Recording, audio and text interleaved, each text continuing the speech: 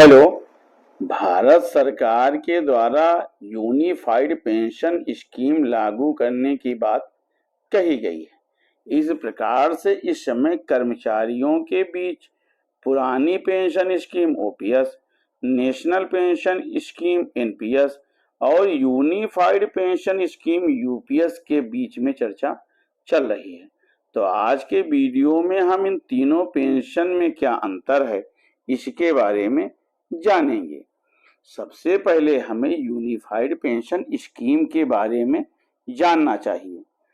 Unified pension scheme सरकारी कर्मचारियों के लिए पेश की गई एक नई पेंशन योजना है जो अगले साल 1 अप्रैल 2025 से लागू की जाएगी।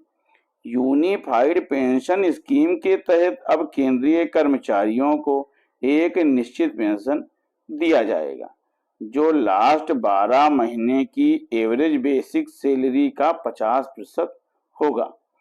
कर्मचारी को ये पेंशन पाने के लिए कम से कम 25 साल तक सरकारी सेवा करनी होगी। वहीं अगर सेवा काल में कर्मचारी की मृत्यु हो जाती है तो उसके परिवार को भी एक निश्चित पेंशन दिया जाएगा जो कर्मचारी को मिलने वाली पेंशन का 60% होगा। इसके अलावा मिनिमम एश्योर्ड पेंशन भी दिया जाएगा। इसका अर्थ है कि जो लोग 10 साल तक नौकरी करते हैं उन्हें कम से कम 10,000 रुपए की पेंशन दी जाएगी। क्या पेंशन में केवल बेसिक पेंशन ही मिलेगी या महंगाई भत्ता भी मिलेगा? तो हम देखते हैं यूनिफाइड पेंशन स्कीम के तहत इंडेक्सेशन को भी जोड़ा गया है। इसका मतलब है कि महंगाई के हिसाब से रिटायर्ड कर्मचारियों की पेंशन भी बढ़ती जाएगी। ये बढ़ोतरी महंगाई राहत के तौर पर पेंशन में जोड़ी जाएगी। ये all India consumer price index for industrial works के आधार पर कैलकुलेट की जाएगी।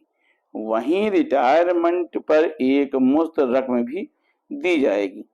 इसका कैलकुलेशन कर्मचारियों के हर 6 महीने की सेवा पर मूल वेतन और महंगाई भत्ते के 10वें हिस्से के तौर पर किया जाएगा और ये ग्रेच्युटी की राशि से अलग राशि होगी। अब हमें यूपीएस, एनपीएस और ओपीएस में क्या अंतर है इसके बारे में जानना चाहिए। अगर हम तीनों का अंतर देखते हैं तो जो सबसे पहला अंतर मिलता है, यूपीएस के तहत केंद्र सरकार के कर्मचारियों को लाभ दिया जाएगा। अभी ये प्रदेश सरकार में लागू नहीं हुआ है। एनपीएस के तहत प्राइवेट और सरकारी दोनों कर्मचारी अपना अकाउंट ओपन करा सकते हैं, जबकि ओपीएस यानी पुरानी पेंशन स्कीम सिर्फ सरकारी कर्मचारियों के लिए रखी गई है। दूसरे नंबर पर अगर हम देखें तो ओपीएस में पेंशन के लिए वेतन से कोई कटौती नहीं होती है, जबकि एनपीएस में वेतन से 10% मूल वेतन और महंगाई भत्ते की कटौती होती है। वहीं यूपीएस में यही अमाउंट कटेगा जो एनपीएस में कट रहा है, लेकिन सरकार की तरफ से 18.5% का योगदान दिया जाएगा।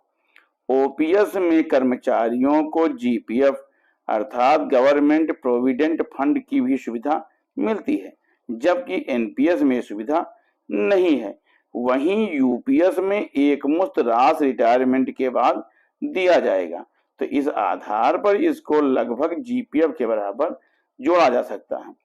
तीसरे नंबर पर अगर हम देखें तो एनपीएस पेंशन स्कीम शेयर बाजार से लिंक योजना रही है, जिसमें कंट्रीब्यूशन करने पर रिटायरमेंट के वक्त लगभग 60% तक का अमाउंट एक मुश्त और बाकी बचे 40% अमाउंट इम्यूनिटी के तौर पर दिया जाता है।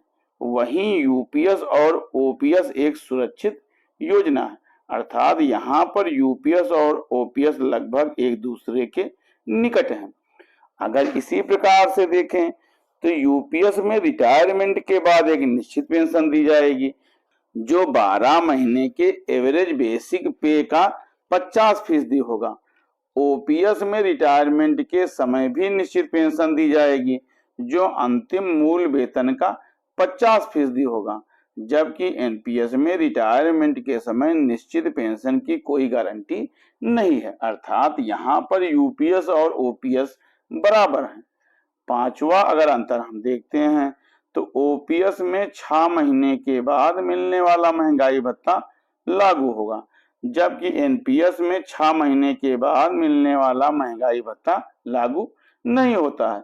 वहीं पर यूपीएस में महंगाई के हिसाब से महंगाई राहत जुड़ती रहेगी। अर्थात यहाँ पर भी ओपीएस और यूपीएस लगभग बराबर हैं। इसी प्रकार से यूपीएस में ग्रेच्युटी के अलावा एक मुश्त राशि रिटायरमेंट के समय दिया जाएगा।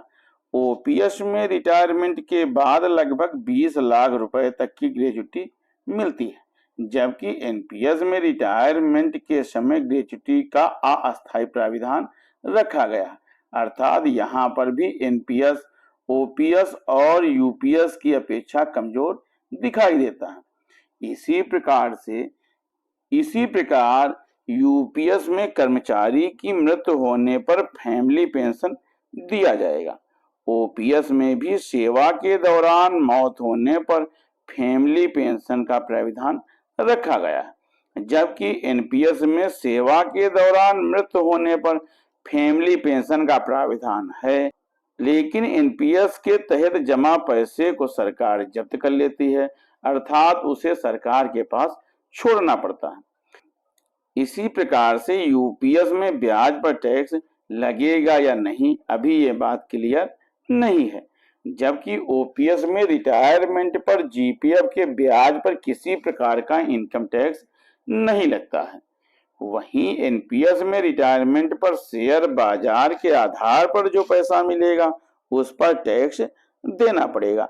इस जगह पर अभी यूपीएस के बारे में कोई भी बात स्पष्ट नहीं है। इसी प्रकार से ओपीएस में रिटायरमेंट के समय पेंशन पाने के लिए किसी प्रकार का इन्वेस्ट नहीं करना पड़ता है, जबकि एनपीएस में रिटायरमेंट के समय पेंशन प्राप्ति के लिए एनपीएस फंड से 40% पैसा इन्वेस्ट करना पड़ेगा। वहीं पर यूपीएस में भी इन्वेस्ट करने का कोई प्राविधान नहीं है, अर्थात यहाँ पर भी ओपीएस और यूपीएस लगभग समान है। इसी प्रकार से यूपीएस में 10 साल की सर्विस पर कम से कम 10,000 रुपए पेंशन का प्राविधान रखा गया है। ओपीएस में 40% पेंशन कम्युटेशन का प्राविधान रखा गया है, जबकि एनपीएस में यह प्राविधान नहीं है।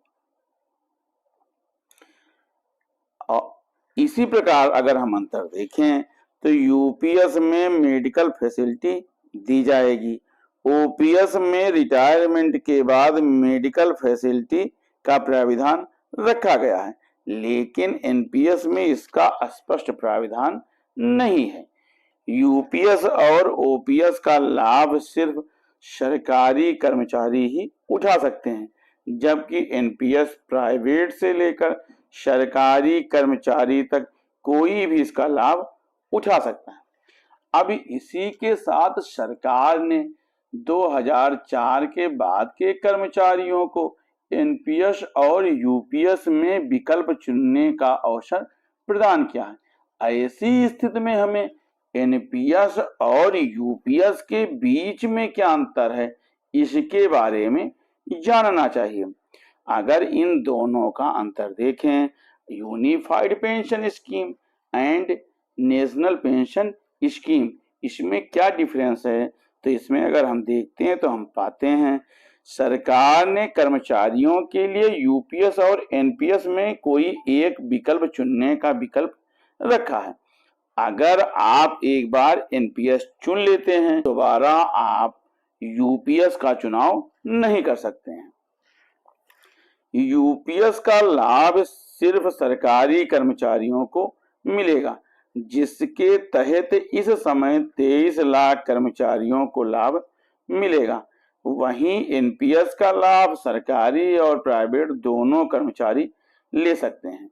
एनपीएस के तहत 2 अकाउंट होते हैं, टियर 1 और टियर 2, जिसे कोई भी खोल सकता है और कोई भी निवेश कर सकता है। इसी प्रकार से यूपीएस एक निश्चित पेंशन स्कीम है, साथ ही फैमिली पेंशन भी इसके अंतर्गत दी जाएगी। मिनिमम निश्चित पेंशन योजना का भी प्राविधान यूपीएस में रखा गया है, जबकि एनपीएस में ऐसा नहीं किया गया है। यूपीएस एक सुरक्षित पेंशन योजना है, जबकि एनपीएस एक मार्केट लिंक योजना है। एनपीएस में वेतन से 10% मूल वेतन और महंगाई की कटौती होती है। वहीं यूपीएस में भी यही कटौती की जाएगी, लेकिन सरकार की तरफ से 18.5% का योगदान किया जाएगा। इसी तरह अगर हम देखें तो यूपीएस में सरकारी कर्मचारी को 25 साल नौकरी के बाद फिक्स पेंशन के अलावा एक मुश्त राशि भी मिलेगी। महंगाई दर के हिसाब से पेंशन बढ़ती जाएगी। एनपीएस में बहुत कर्मचारियों को बहुत ही कम रुपए मिले थे, इसलिए एनपीएस पेंशन स्कीम ज्यादा सफल नहीं हो पा रही थी। एनपीएस में कोई सुनिश्चित पेंशन नहीं है, जबकि यूपीएस में 25 साल की सेवा के बाद आखिरी सैलरी का कम से कम 50% पेंशन सुनिश्चित रूप से दिया जाएगा। यूपीएस में 10 साल की सेवा के बाद 10,000 रुपए सुनिश्चित पेंशन मिलेगी, जबकि एनपीएस में ऐसा कोई प्राविधान नहीं है। इसी प्रकार से यूपीएस के तहत बकाया भी मिलेगा। केंद्रीय मंत्री अश्विनी वैष्णव ने यूनिफाइड पेंशन योजना का ऐलान करते हुए कहा कि इस योजना का लाभ सरकारी कर्मचारियों को दिया जाएगा। इसके साथ उनके द्वारा ये भी कहा गया कि 2004 के बाद रिटायर्ड कर्मचारी इसका लाभ ले सकते हैं। साल 2004 से अभी तक रिटायर्ड सरकारी कर्मचारी इस योजना के तहत बकाया पाने के भी योग्य माने जाएंगे। उन्होंने ये कहा कि इस योजना के तहत बकाया राशि का भुगतान 800 करोड़ रुपए तक किया जाएगा। तो इस प्रकार से अगर हम देखें तो ओपीएस, एनपीएस और यूपीएस में ओपीएस वास्तव में एक बेहतर पेंशन विकल्प है, लेकिन एनपीएस पेंशन योजना उतनी अच्छी नहीं थी। जबकि सरकार के द्वारा जो यूपीएस यूनिफाइड पेंशन स्कीम लागू किया गया है, ये लगभग ओपीएस पेंशन के साथ मेल खाती है। ऐसे में हम ये समझ सकते हैं सरकार ने एनपीएस पेंशन स्कीम में काफी सुधार करते हुए यूनिफाइड पेंशन स्कीम देने का जो फैसला किया है, वो लगभग सरकारी कर्मचारियों को ओपीएस पेंशन स्कीम के आसपास तक ले जाती है। हम ये मान सकते हैं कि सरकार ओपीएस पेंशन स्कीम के तहत अगर नहीं रखती है तो लगभग एनपीएस योजना से यू टर्न करके काफी हद तक उसने सरकारी कर्मचारियों को पुरानी पेंशन स्कीम तक पहुंचा दिया है। धन्यवाद।